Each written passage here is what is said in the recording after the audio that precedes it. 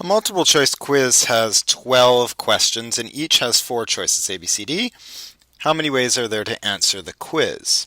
So you've got question number 1, and you could do that A, B, C, or D, and then you go on to question number 2, and for each of A, B, C, and D, you could then answer A, B, C, and D. So you have A, B, A, C, A, D.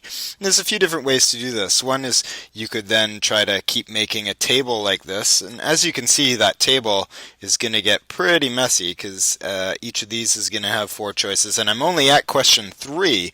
I have to keep doing this table all the way to question 12. Another way is to list them out. So you can say, well, okay, I could have A, and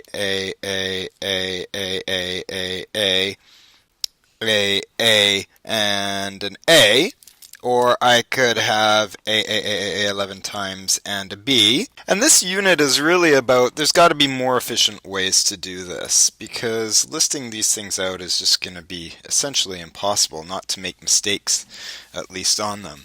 So if we take a look at this from a little bit more mathematical point of view, in this first option here, so this one, or this column, I have 4 choices.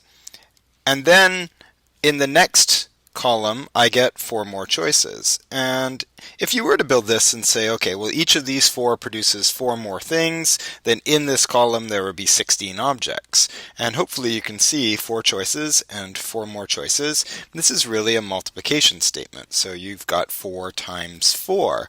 And then when you add another layer to this, you're multiplying by 4 again, and you just keep doing that until you multiply by 4 by the last time. So what this is really saying is, yeah, you got 4 for question 1, 4 for question 2, and 4 for question 3. You keep doing that all the way to the last question, and of course a lot easier would be 4 to the 12th, and that means that there's about 16 million, almost 17 million ways of answering this quiz, and that's just one with 12 questions. So, good luck guessing and getting 100% on that one. This idea of multiplication is really something in mathematics in the combinatorics section called the fundamental counting principle. So let's just put that down as a statement. The fundamental counting principle is basically a way of counting huge groups of things, in this case 16, almost 17 million different combinations of ways to answer that quiz, without actually listing them all or counting them all. It's just basically shortcuts to doing that. And it states that if you have A choices for option number 1, in this case question number 1, and if you have B choices for option number 2, so maybe quiz question number 2, then the total number of options that you have is A times B. And this can get extended, so if you have A choices, B choices, and C choices, then you get A times B times C, like I did in the last one. So a pretty typical example of this is something along the lines of a restaurant, or a cafeteria. Maybe they have 3 appetizers to choose from, and they have 5 dinner choices, and 2 dessert choices. So how many choices are there for dinner if dinner means you have to have an appetizer, a main, and a dessert? And so, well, you've got 3 different appetizers. That's your first choice, and then you multiply it by your second choice of the 5 different mains, and multiply that by 2, and so there's 30 options for dinner. So this is really a fast way of calculating how many different outcomes there are without having to list them all out, which is really time consuming. Not in this case, but in many cases. Okay, let's take a look at another example. And in this case, we've got 5 girls, Alice, Beatrice, Candace, Danny, and Eileen, and we want to sit them in some seats for some reason. So here's your 5 little chairs, and we have to sit them next to each other in a row in these little chairs. So how can I go about doing this? Well, I first of all seat somebody here, and I can choose A, B, C, D, or E, and I can sit them in here. So I put Alice in there, and then I have other people to put in here. So really, in this case, I have 5 choices, but then one person is sitting in there. Say Alice sits in there. Then really, for the next one, I only have 4 choices. So if Alice and then Beatrice sit next to each other, then in the next one I only have 3 choices, and then 2 choices, and then the last person is automatically chosen, and I have 5 options for my first seat, times 4, times 3, times 2, times 1, and that gives me a grand total of 120 ways.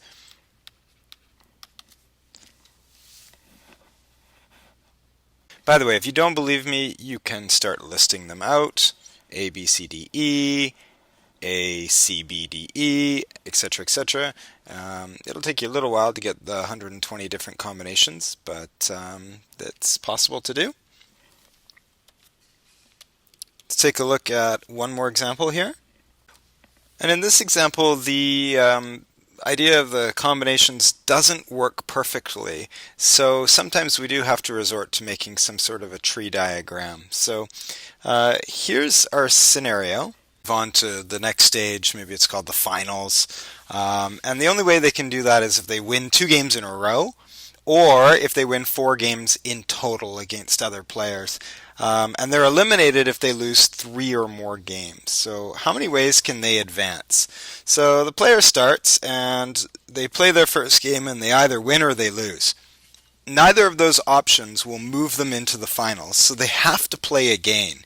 If they play again and they win, they're done because they've won 2 games in a row, which was that's great. They've moved on to the finals. If they've won and then they've lost, then they need to go play again. And they can decide whether or not they're going to win or lose. Neither of those scenarios end in either of our conditions or any of our conditions, which is win 2 in a row or win 4 games total. So they haven't done that yet, and they have to lose 3 or more games, and they haven't done that. So they'll still have to play again.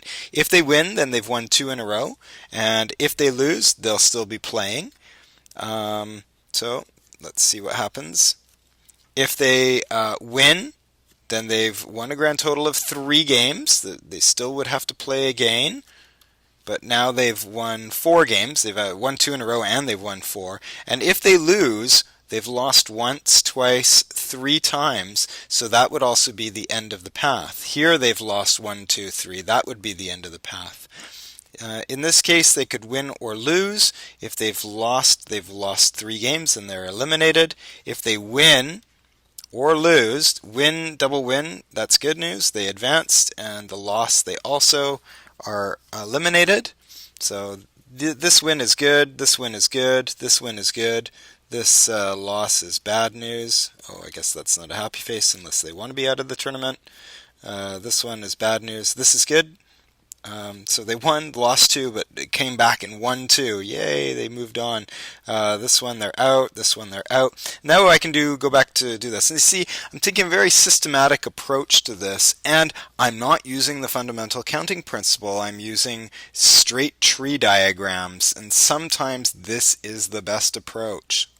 So let's take a look and see. Maybe they win or they lose. Either way, they have not finished playing. If they win 2 in a row, then they are finished. If they have lost, they will continue to play. That loss there would give them 3 losses, and they would be done. This win would give them 2 wins in a row, so that would be good, and that's good. And this loss would give them 3 losses, which would be sad for them. And then this could be a win or a loss. If it's a loss, then they're out, and if it's a win, they play again. And if they've got 2 wins in a row, then they're through. And if they've lost this one, then they're out. So let's see if we can answer the question, how many ways are there that they can advance? And I can just go and check all those check marks. So 1, 2, 3, 4, 5, 6, 7 different ways for them to advance. Okay, we're going to end with one last concept, which is something called factorial notation. And factorial notation looks like this, with a little exclamation mark, a number with an exclamation mark, and it means, well, you take the number n and you multiply it by one less than it is, and then again, and again, and again, and again, all the way until you get down to 2 times 1, and that's it. That's what the answer will be. There's a definition that 0 factorial is automatically equal to 1. So if you ever come across that. So for example, 5 factorial, that means 5 times 4 times 3 times 2 times 1, which is 120. And we've seen 5 factorial earlier in this video when we were looking at the Alice, Beatrice, Candace, Danny, and Eileen question where they're sitting next to each other. So you might get a little sneak peek here of that we are going to be using factorials fairly often in this unit. There's some neat questions that you can do, or you can do this on the calculator. 5 factorial, if you go into the math menu on the TIs, you'll find a factorial button, and make sure you can do that calculation on your calculator. Your calculator can't do factorials of what you might consider, well, you might think they're small numbers, but they're actually huge numbers, because 80 factorial, 80 times 79 times 70, just too big a number for your calculator. But you can calculate what this is worth fairly easy. So this is 80 times 79 times 78 times 77, all the way down to 1. And this one here is 78 times 77 times 76, all the way down to 1. And you'll notice all these factors, 77 and 78, all cancel each other out. So really, this is just the same as 80 times 79. So although your calculator might not actually be able to do 80 factorial over 78 factorial, you can manipulate it so that the calculator can easily do 80 times 79 and get 6,320. It doesn't quite work the same if you do, say, adding and subtracting. It's similar. So you can think about this as 8 times 7 times 6 times 5 factorial. You can think about this as 6 times 5 factorial. And on the bottom you've got 5 factorial. And 5 factorial is 120. They're all the same. So this 5 factorial can cancel out these 5 factorials. And you're really left with 8 times 7 times 6. Take away 6, which is 330. So you will be expected to be able to do some calculations without a calculator and with a calculator during this unit as you're working with factorials. And that'll become especially true when you start to do some algebra with factorials. So maybe you have these statements. Well, n plus 2 factorial means n plus 2 times n plus 1 times etc. So the etc. can be used as a factorial notation. And then on the bottom, n plus 1 factorial, and these are the same. So this just equals n plus 2.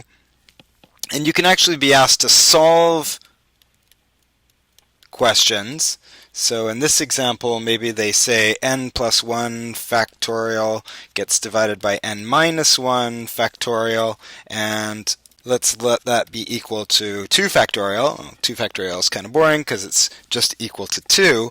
So if you do a little bit of manipulation on this, this is n plus 1 times n, and the next one would be n minus 1. It goes down by 1. So n plus 1, take away 1 is n, take away another one is n minus 1, and that's what I want to show on the top so that I can cancel it out with what's on the bottom, and that's equal to 2, and then that's n squared plus an n is equal to 2, or n squared plus an n minus 2 is equal to 0, or factor it and get n plus 2 n minus 1, which means n is minus 2 or n is positive 1. Now, you can go and check, so is negative 2 plus 1, that's negative 1 factorial. Negative 1 factorial doesn't really mean anything because you have to have n being greater than n factorial. N has to actually be an integer. So this solution just won't work. And you can check the other one.